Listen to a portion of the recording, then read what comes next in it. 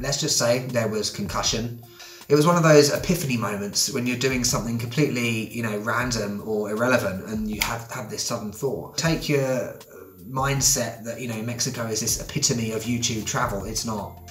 What am I doing? Hello everyone, and welcome back. Firstly, eat some taquitos, but secondly, and more importantly, Merry Christmas, because even though today is the 23rd of December for me, for you it's the 25th, because I'm uploading this on Christmas Day. So Merry Christmas. Hope you have a wonderful day. And if you aren't celebrating Christmas, Happy Wednesday. It doesn't have the same ring to it, does it? But anyway, it's time for my 2019 review video. And you might notice that I'm in the UK, all right? I'm not in Mexico. I left Mexico a couple of weeks ago, and oh my God, it's been freezing cold. You can probably see my breath.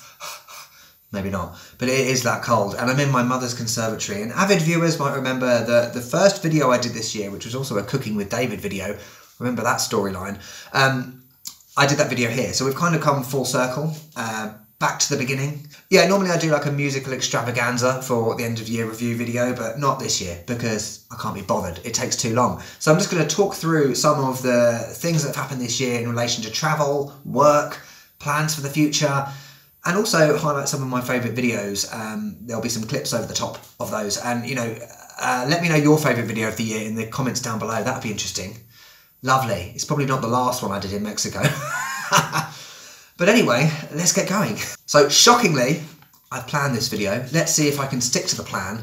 So we're going to start off in January. And this year was very much like a year of two halves. There was the first half kind of all in Mexico, and then the second half, which was, it was like an explosion of disaster and mayhem. But it's all worked out right in the end, okay? Yeah, at the beginning of this year, I did a video in this room and I said about the fact that I wanted to find a base in Mexico City specifically. So I went back to Mexico, went to Nápoles in Mexico City. I stayed there for about a month. I did some videos there that probably some of my favourites of the year. The Tepito video, let's get started with that one. You know, it remains to be one of the most viewed videos of the year, surprisingly. It was quite polarising in that it generated a lot of discussion. You know, a lot of people saying, oh, you're so brave to go there, and other people, you're an idiot. I expected that. You know, that's what you get when you go to places that could be slightly controversial, so that's cool. And the other one I did, which was the, what was it? The CDMX from above video. I really enjoyed doing that one because it was kind of the video that, the last video from Mexico City that was really travel based, and I went to some places that I'd never been to before. But by the end of that month, I started to realise that perhaps moving to Mexico City as a semi-permanent base wasn't right for me, because little things like the altitude, the dogs, the water problems, you know, those things might seem really stupid and trivial, but actually when you stay there for a long time, they become major issues. On top of that, it was more about the fact that I wanted to travel again. I got that travel bug. The travel bug wasn't, it hadn't disappeared from me. It was still very much part of me. So in February, I experienced the San Luis effect.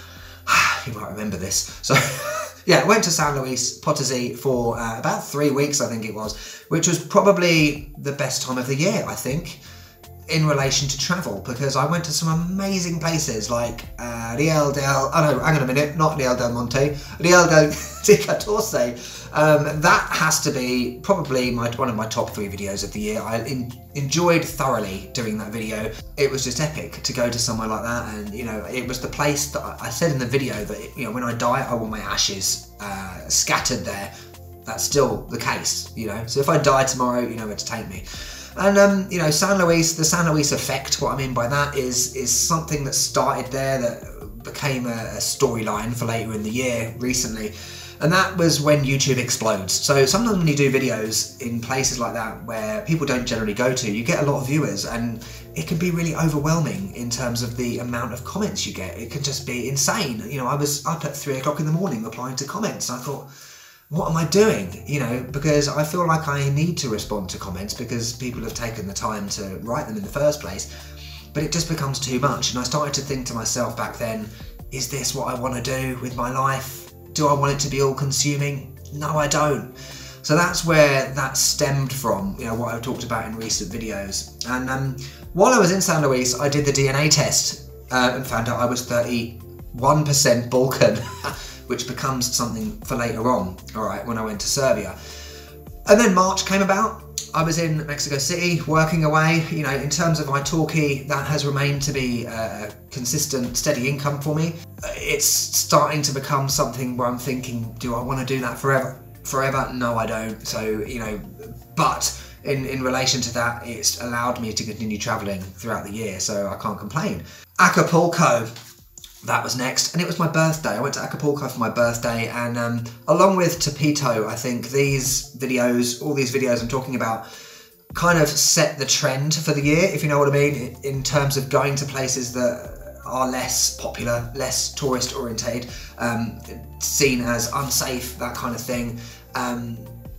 You know, that's because that's what I ended up doing a lot of in the year, going to these places that less people go to, and I really enjoy doing that. I think that's my forte. The thing with Acapulco is that yes, there is danger, even Mexicans talk about it, but I had a brilliant time. You know, I'm not saying that your time will be equally as amazing. I'm not saying that you won't have problems if you go to Acapulco, but one of the things I summed up in those videos was that make up your own mind, which then became a broken record throughout the year in other videos. Then April came about, and that's really where my relationship with Mexico City deteriorated. I talked about in one of the Hong Kong videos some of the reasons for that. I just wasn't myself at all, and I then decided to leave again. In May, I went back to San Luis, I went to Zacatecas and Jerez, and that kind of brought me up to June, I think it was, and Jerez was interesting because after everything that happened with Mexico City, I had this thing in my head that I needed to move to a big city in Mexico for a semi-permanent base. But going to someone like Jerez was Mexico overloaded. You know, that was everything that I imagined Mexico to be before I went there. And you know, I talked about recently my Mexico and not having these preconceptions, and Jerez was just simple. It was everything I wanted from Mexico, and I kind of fell in love with the place. It was then that I kind of realised that, you know, maybe Mexico wouldn't be a place to move to. I would never want to move there permanently anyway, that's never been the case, but in terms of travel and Mexico, I think Mexico is great for a short trip. You know, 2 months like I did later in the year was ideal. So that was the first half of the year. A lot of travel in Mexico. The thing then was the fact that I wanted to go to other places, and the worry was around YouTube and that will people watch when I leave Mexico? And yeah, of course, loads of people just disappear off the face of the planet, but that's life because some people subscribe for Mexico videos, simple as that. And I went to Montreal, I went back there simply because I wanted to experience it in the summer, and I've got to admit, it was a bit boring. There's not much more I can say about it, to be honest. I enjoyed the time there. I was working a lot, but Montreal didn't set me alight, I'm sorry to say. That's life. And then I moved on. I went back to London, and this is where kind of the thing about moving back to Europe started, because I remember, I've never said this before, I was walking down a street in London and I kind of felt for the first time, I miss the UK, I miss London. Maybe moving back here wouldn't be so bad. It was one of those epiphany moments when you're doing something completely, you know, random or irrelevant, and you have this sudden thought. So that kind of stuck in my head going forward. And I then went to Paris, which was brilliant because I'd never been to Paris before, and it was somewhere that I changed my opinion about YouTube. In terms of, I've got to stop saying in terms of, the fact that I wasn't enjoying travel anymore, and it was time to put the camera down and actually experience the place that I'm in. And somewhere like Paris was perfect to do that. But at the same time, I kind of thought to myself that, you know, putting a bit more effort into videos and getting different types of shots would be great. And I think from Paris, I started to do that. I think the quality improved from there. Then came Belgrade. This was in August. I was in Belgrade for 3 weeks. A lot of people were like, oh, why are you going to Belgrade? Why not? Well, largely it was because of the DNA test thing from earlier in the year. I wanted to kind of explore my heritage. Serbia was the only new country of this year, and I loved it. It's brilliant. Hence why I'm going back there in January in about a week's time to explore more. And one of the things that happened in Belgrade was that I started to think about the future in terms of work. You know, I started to write an ebook, which, by the way, is finished, or at least the first draft is anyway. There's a lot more to do with design and things like that in the new year. I talked about setting up a website. That's still on the agenda, but it's for the future. And Belgrade really changed me in relation to thinking about the future, and Also, you know, the Belgrade videos remain to be some of the best, highly viewed of the year, if you know what I mean. So it's not all just about Mexico. So, you know, take your mindset that, you know, Mexico is this epitome of YouTube travel. It's not. Trust me, there's an audience everywhere. And then I went to Hong Kong, which was a momentous occasion of the year, the most momentous, because I reached 1,000 days of travel, and I did a whole video there which was very personal, and I'm really glad I did that video. Many of you left amazing comments on there. I don't think there's been a single negative one, which is a first for me.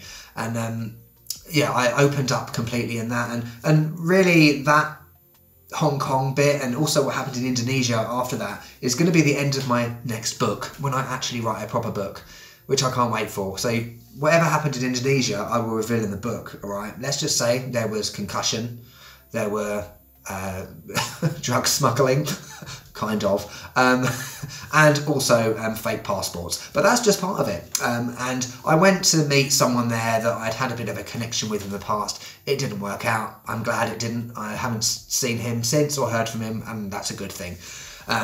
But yeah, you'll hear more about that in the book. Because of that situation, I was kind of in a bit of a pickle with money after that. So, you know, I went back to Kuala Lumpur for a month to just work, to earn money to get back to Mexico, which was the ultimate plan. I ended up going around the world again this year, which wasn't intended originally. I ended up back in Japan for a couple of weeks in Fukuoka and Hiroshima. Brilliant.